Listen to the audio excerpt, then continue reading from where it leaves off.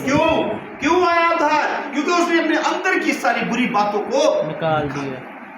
उसको बोला नहीं गया था कि तू ये कर, तू ये कर, तू ये कर, कुछ नहीं बोला गया था, उसके मन में था, क्योंकि वो जानता था कि मैं जिसके सामने खड़ा हूं ये सृष्टिकर्ता परमेश्वर है, ये मेरे गुनाहों को क्षमा कर सकता है, ये मेरे पापों को मिटा सकता है। वो जानता था मैं जिसके सामने खड़ा हूं इससे मैं झूठ नहीं बोल सकता, क्योंकि ये मन के अंदर की बातों को जानने वाला परमेश्वर है। और सबसे बड़ी बात ये कि उसने ठान किया था कि मैंने यीशु मसीह को देखा। हालेलुया। वहां पर यीशु मसीह ने क्या बोला? यीशु ने उससे कहा हाँ, आज इस घर में उधार आया है, आज इस घर में उधार आया है, इसलिए कि ये भी अब्राहम का एक पुत्र है। हाँ जी, क्योंकि मनुष्य का पुत्र खोए हुओं को, क्योंकि मनुष्य का पुत्र खोए हुओं को ढूंढने और हाँ, उनका उद्धार करने आया है। Praise the Lord. हालेलुया। परमेश्वर क्या आया है? खोए हुओं को ढूंढने। और अगर हम पापी हैं तो हमारे को अगर पता नहीं है कि यीशु मसीह हमारा उद्धार कर सकता है तो आज खुश हो गए, क्योंकि यीशु मसीह पापियों के लिए आया है। जब हम यीशु मसीह के उसको देखने की, उसकी वाणी को सुनने की, अपने मन के बीच में चाहना कर लेंगे, एक निर्णय ले लेंगे कि मैं यीशु के पीछे चलूंगा, तो तुम्हारी गलतियां ऑटोमेटिक आपको छोड़ के जाना शुरू हो जाएगी। Hallelujah, hallelujah. हर एक गलती, पाप निकलना शुरू हो जाएगा अपने आप, क्योंकि यहाँ रोशनी है, वहां पे अंधकार टिक नहीं सकता। अगर यहाँ पर कभी रोशनी है, अंधकार नहीं है।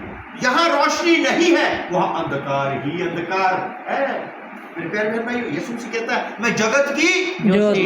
जहां ज्योति आ गई वहां अंधकार नहीं आएगा। लेकिन बात खास ये है कि अपने मन के बीच में निर्णय लेना हमें जरूरी है कि मैं यीशु मसीह की आवाज को सुनना चाहता हूँ, मैं यीशु मसीह को देखना चाहता हूँ।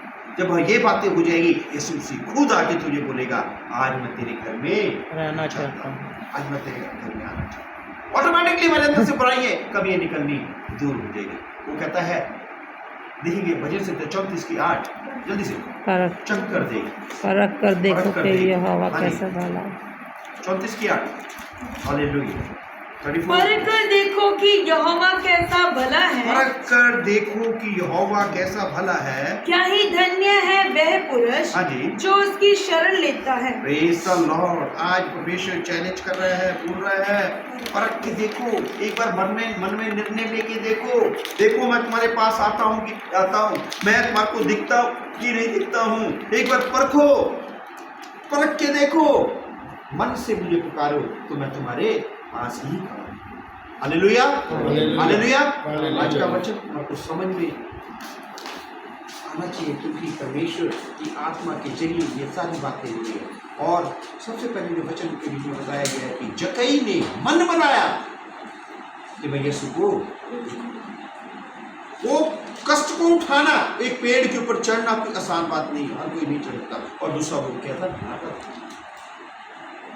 कष्ट भी झेलने पड़ सकते हैं हमारे को, है ना। किसी के से 12 साल जिसको बहरा था औरत को, उसने क्या करा, उसने भी एक निर्णय लिया, मेरे को चाहे कुछ भी हो जाए लेकिन आज मैं यीशु को छूऊंगा, चाहे मुझे कुछ भी हो जाए, चाहे लोग मुझे पथरवाह करें, चाहे लोग मुझे पैरों तले दबा के मार दें, कुछ भी हो, आज मैंने यीशु के पास उसके कपड़ा भी क्यों ना छू लूं, मुझे विश्वास है कि अगर मैंने उसके कपड़े को भी छू लिया तो मैं चंगी हो जाऊंगा। वो कितने दुख दर्द के साथ, कठिनाइयों के साथ यीशु तलक भी नहीं पहुंची, सिर्फ उसके एक बागी के शोर को ही उसने टच किया, कपड़े को टच किया और उसका खून बहना बंद हो गया। जो 12 साल से कंटिन्यू बह रहा था, वो एक बीमारी थी उसको, है ना। ऐसी बीमारी वाली को पब्लिक प्लेस में आने की अनुमति नहीं थी, लेकिन वो सारी बातों को छोड़ के, सारी बातों को भूल के, सिर्फ एक ही मन के बीच में बात थी कि मैंने यीशु मसीह को आज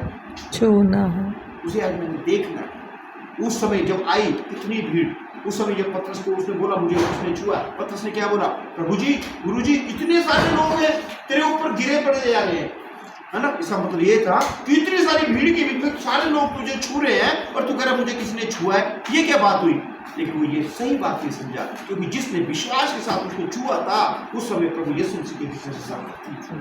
हालेलुया। हालेलुया। वो सामर्थ्य अब निकली, उसको पता चल गया कि मुझे किसी ने विश्वास से छुआ। छुआ।